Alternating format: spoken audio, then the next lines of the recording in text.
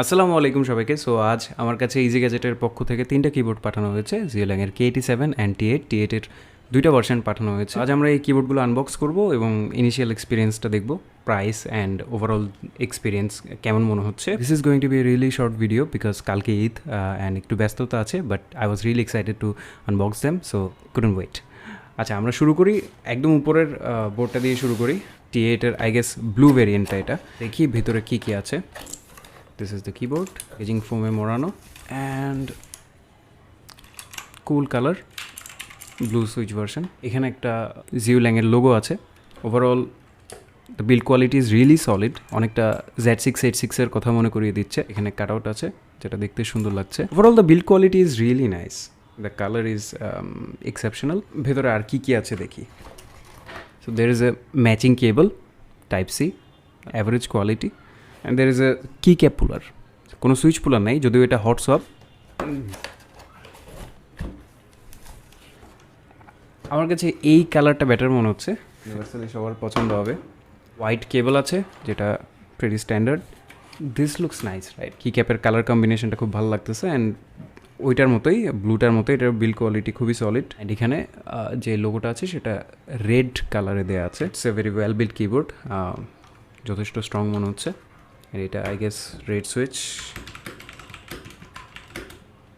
Alright, last but not the least, K87, যেটাকে মনকা A87 এর alternative হিসেবে পিচ করা হচ্ছে because the price range is same. ফোমের প্যাডিং আছে, ওকে, নো PE ফোম, বামার। Alright, it looks really good. ব্ল্যাকের সাথে কি ক্যাপগুলো খুব ভালোই বানাইছে, অরেঞ্জ, গ্রে আর বিচ কালারের কি cap, looks really nice. Keyboard ছাড়াও স্ট্যান্ডার্ড একটা কেবল আর সুইচ কাম কি ক্যাপ পুলার, কাজের জিনিস। বক্সটা সরায় রাখি। অলরাইট, এই কিবোর্ডটাও যথেষ্ট ভালো বিল্ড, মনকা 87-এর সিমিলার মনে হচ্ছে বিল্ডের দিক থেকে। আর কি ক্যাপগুলো ABS বাট খসখসে সারফেসের, অ্যান্ড খুব মোটামুটি এক্সপিরিয়েন্সটা খুবই ভালো, যথেষ্ট ভারী মনে হচ্ছে। ইনফ্যাক্ট এই কিবোর্ডগুলোও মানে T8ও মোটামুটি ভারী মনে হচ্ছে, 65% কিবোর্ড হিসেবে যথেষ্ট ভারী মনে হচ্ছে এটাও।